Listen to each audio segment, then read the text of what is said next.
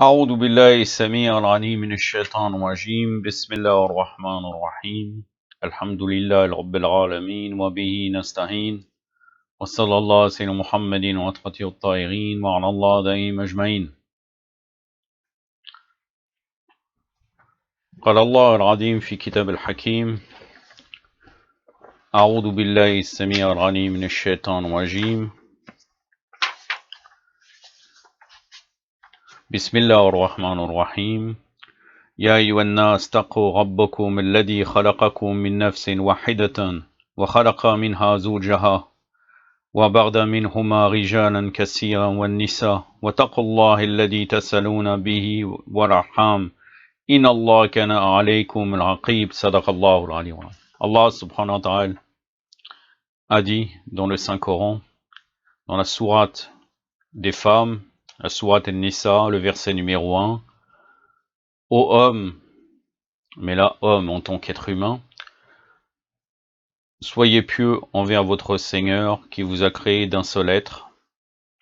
Il a créé de lui, c'est-à-dire du même genre, son épouse, et par eux il a disséminé beaucoup d'hommes et de femmes. Soyez pieux envers Allah que vous invoquez dans vos requêtes, et respectez les liens de parenté, car Allah vous observe. Sadaqallahu al-Azim.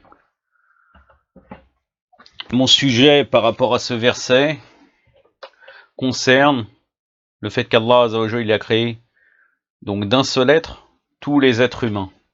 Donc la question qui se pose, et d'ailleurs c'est le titre de la vidéo, c'est une vidéo que j'ai appelée le mariage entre les fils et les filles du prophète Adam, alayhi wa afdallah salat ala Muhammadin wa ali Muhammad. Et là, je mets un point d'interrogation avec un point d'exclamation. Je vais commencer par vous citer le Tafsir al-Mizan, Sayyid Mohammed Hossein Tabatabai. Que dit-il sur cela? Vous allez être très étonné, car vous allez trouver qu'il fait une argumentation basée sur sa raison, en dehors des textes sacrés que sont nos hadiths. Après, je vais vous citer les hadiths de Ahlul Bayt. C'est même très choquant ce qu'il dit par rapport à cela. Donc Mohammed Hossein Tabatabai, en commentant ce verset, nous dit: la première génération humaine fut formée d'Adam et Ève, Adam et Hawa. Alayhum salam, qui s'accouplèrent et donnèrent naissance à des filles et des garçons, frères et sœurs, donc entre frères et sœurs.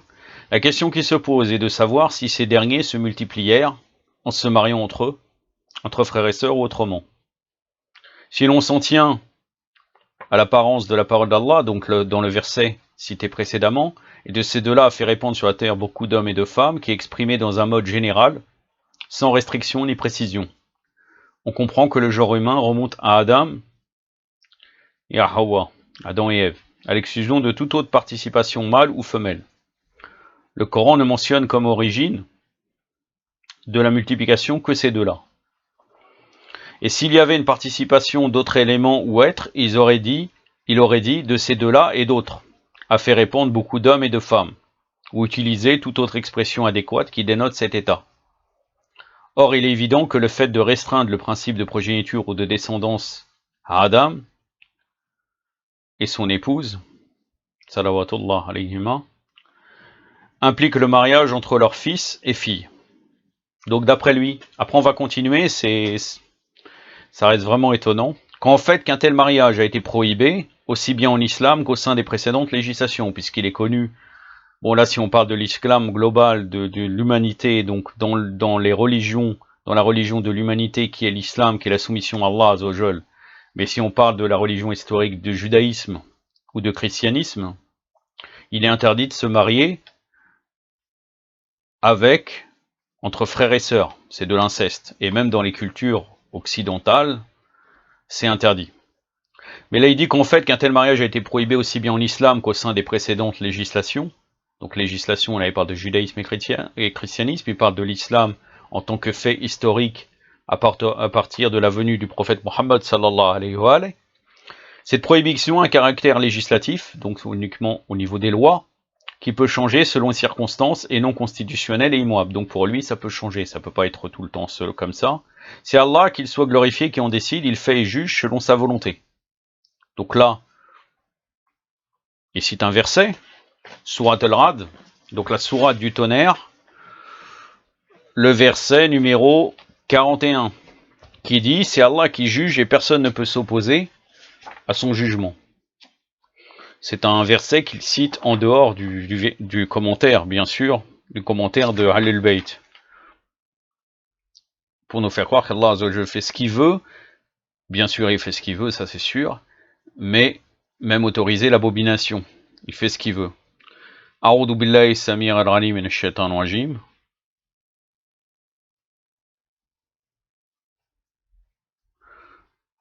Wallah yahkumu la muaqiba li hukmihi wa huwa saghir al-hisab. C'est Allah qui juge et personne ne peut s'opposer à son jugement, et il est prompt en compte. Il y a d'autres versets comme ça, la sourate Yusuf, le pouvoir n'appartient qu'à Allah, donc c'est les versets, la sourate numéro 12, c'est les versets que Sayyid Tabatabai cite pour argumenter comme quoi il peut changer la législation dans ce sujet et pouvoir utiliser temporairement l'inceste. Na'udhu billah. Vous allez voir, après il va dire ça d'une manière claire.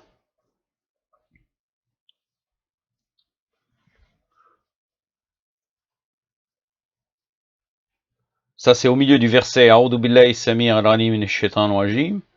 Inni hukmu illa lillah. Sadaqallahu al-alim. L'autorité appartient qu'à Allah, ou bien le pouvoir n'appartient qu'à Allah.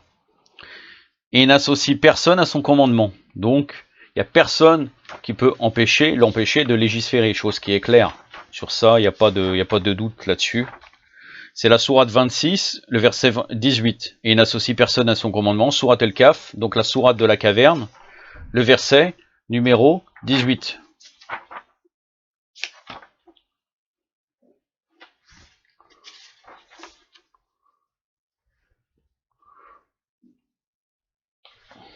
Non, je me suis trompé de... J'étais dans la sourate Ash-Shu'ara. C'est la sourate 18. Le verset...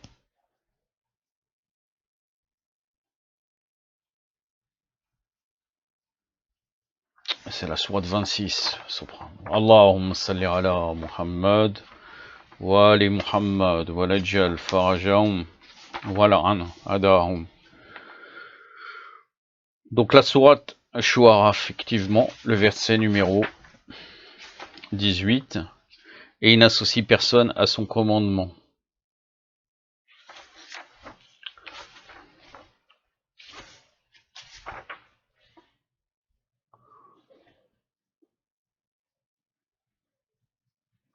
Apparemment,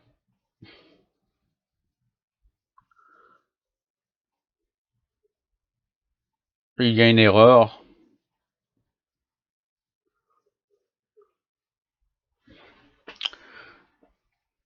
Dans la référence du verset. Mais sourate al-Kaf, donc c'est pas la sourate 26, puisque sourate 26 c'est la sourate Ash-Shu'ara. Je vais aller dans la sourate al-Kaf. Je suis vraiment désolé pour l'attente. J'aurais dû vérifier, j'ai pas vérifié en fait la référence des versets. Donc sourate al-Kaf c'est la sourate de la caverne. Donc c'est la sourate 18. Apparemment ça serait le verset 26. Il y a eu une inversion au niveau de la référence.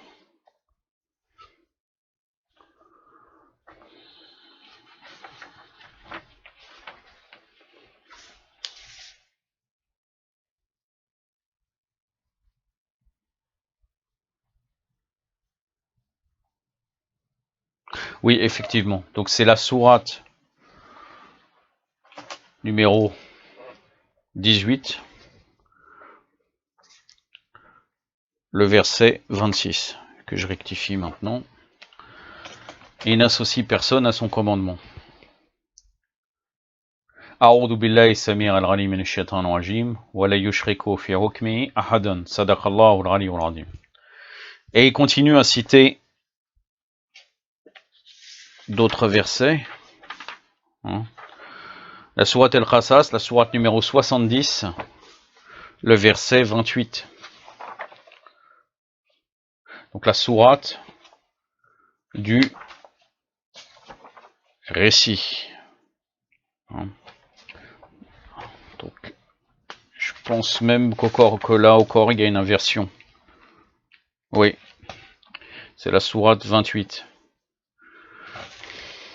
Ajib.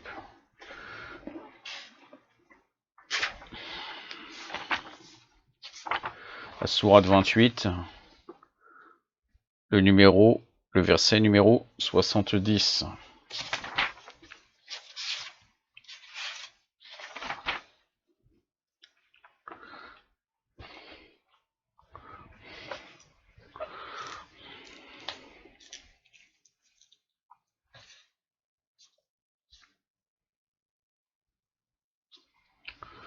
Donc le numéro 70 nous dit, donc dans la sourate, le récit, c'est lui Allah, pas de invité à part lui, à lui la louange ici-bas comme dans l'au-delà, à lui appartient le jugement, et vers lui vous serez ramenés. Donc lui il veut dire qu'à lui appartient le jugement.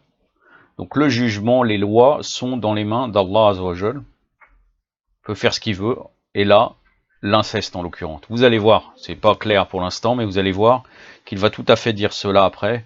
C'est Mohamed Hossein Tabatabai, l'auteur du Tafsir al-Mizan. A'udhu billahi samir al-alim min ash-shaytan rajim.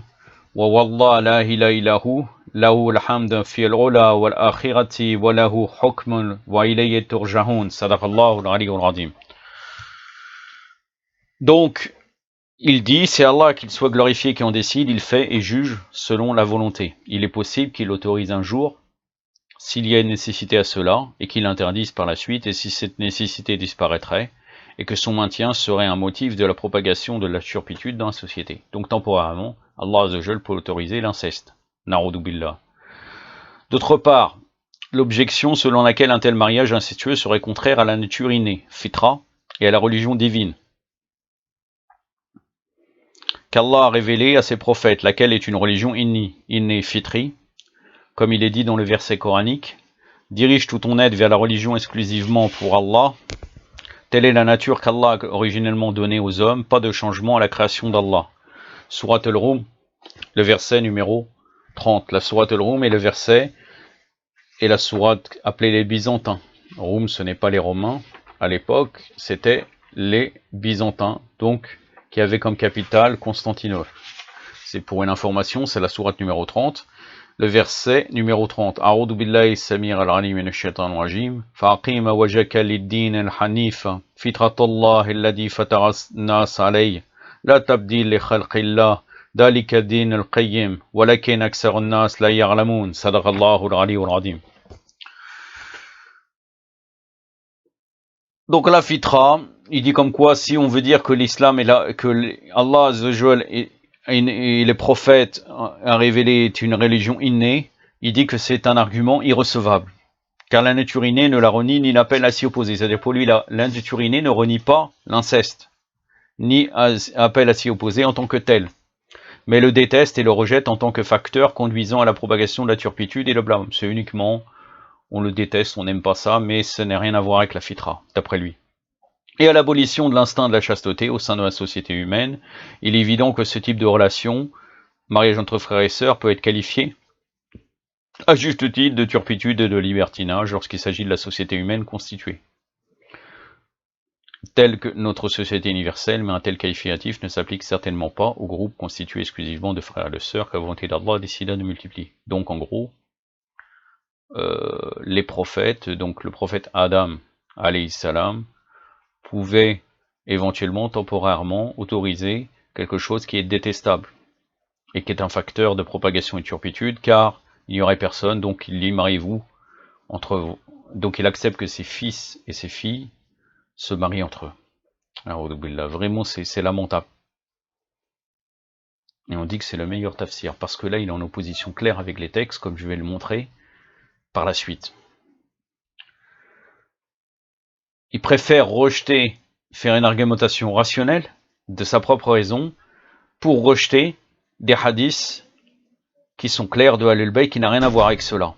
C'est-à-dire il met sa raison au-dessus des hadiths. Et d'ailleurs, il y a des hadiths, bon je ne suis pas dans le sujet du commentaire coranique, mais il y a des hadiths qui disent celui qui commente le Coran avec sa propre raison, qui prépare sa place en enfer. Et là regardez, il va plus loin, la preuve que l'Inturinée ne répugne pas instinctivement à cette relation incestueuse, est que les mages, majous, la pratiquèrent pendant de longues époques, comme nous l'apprend l'histoire, qu'elle était aussi répandue en Russie légalement, d'après ce que l'on dit, et illégalement en Europe.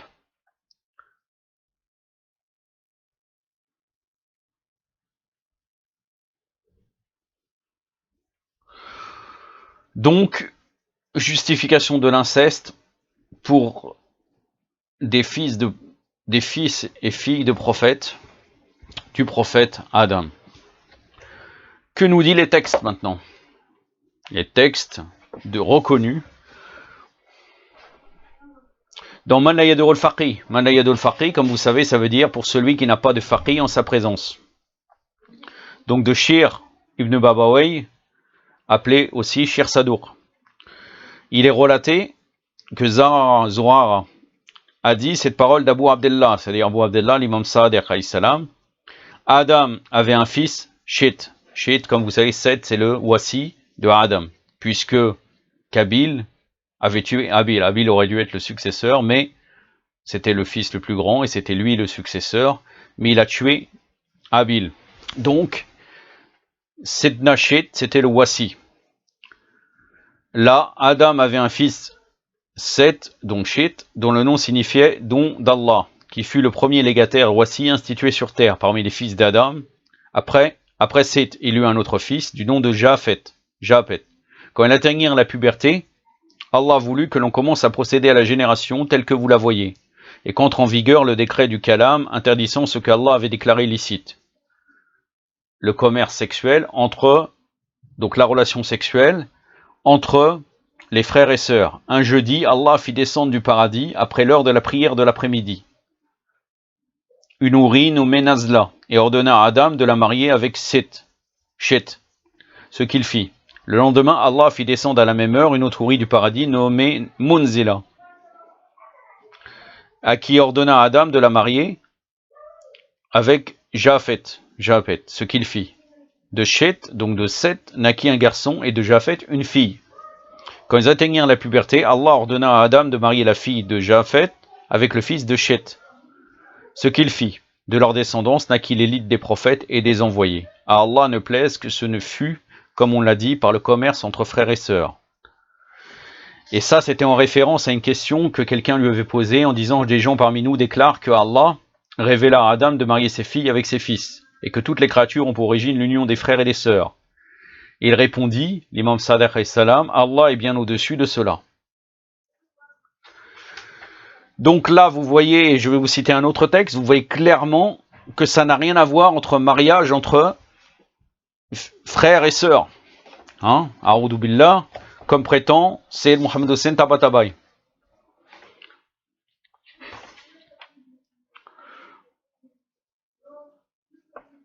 Selon un autre hadith, dans Man la yadurul faqih aussi, ah oui,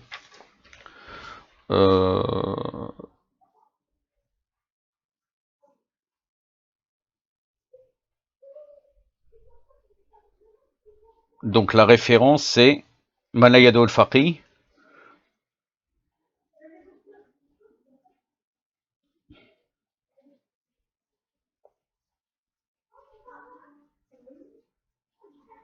Le hadith numéro 4, la page 1136.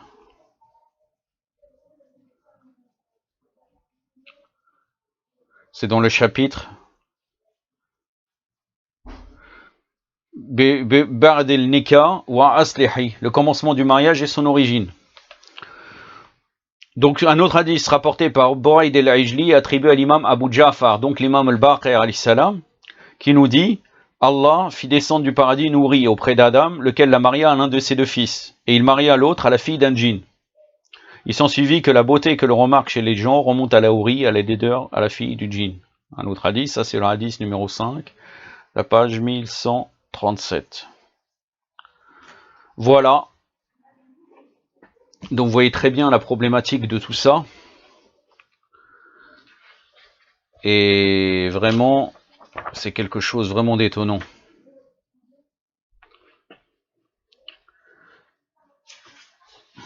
Je viens de... En fait, j'étais dans un chapitre.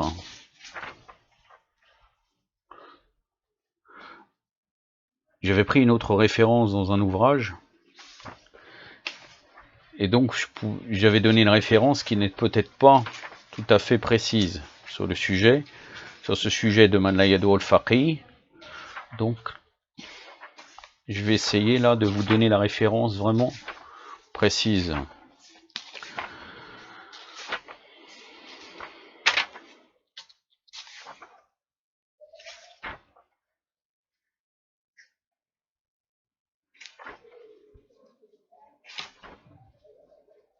Oui. Man la yadu al-faqih, le volume 3, page 248-249, il y a ça aussi comme référence concernant le hadith que je vous ai cité, que Adam avait un fils et qu'après il a envoyé, Allah l'a envoyé des houris, les a mariés. C'est la référence plus précise que je vous ai donnée précédemment. Sinon vous pouvez la retrouver aussi, donc dans le chapitre que je vous ai cité, le début du mariage, qui était cette référence-là que je vous ai citée, la référence, le commencement du mariage et son origine. Là, vous voyez une opposition au texte, comme il y en a d'autres. Il y en a d'autres. Vous verrez même plus tard, parce que prochainement, je vais faire une vidéo sur Dhul Qarnayn. Je ne vais pas rentrer pour déterminer qui sera Dhul Qarnayn, alayhi salam, mais uniquement les hadiths, qu'est-ce qu'ils nous disent sur ce sujet-là. Et encore une fois, vous verrez que Muhammad Hossein Tabatabai est en dehors, même si son argumentation peut peut-être sur ce sujet tenir debout, il est encore en dehors des textes sacrés que sont nos hadiths de Ahlul Bayt alayhim salam. Comme quoi dans le Coran, il faut revenir normalement aux commentaires par les hadiths, comme Tafsir al-Qummi, donc Tafsir al-Sadour, qui est appelé communément aussi Tafsir Imam Sadiq alayhi salam, Tafsir al-Burhan, Tafsir al-Ayashi et d'autres qui sont basés uniquement sur les hadiths, qui étaient parmi les premiers commentateurs du Coran. يكتفي بهذا القدر وصلى الله على سيدنا محمد وعلى آله الطاهرين والسلام عليكم ورحمة الله.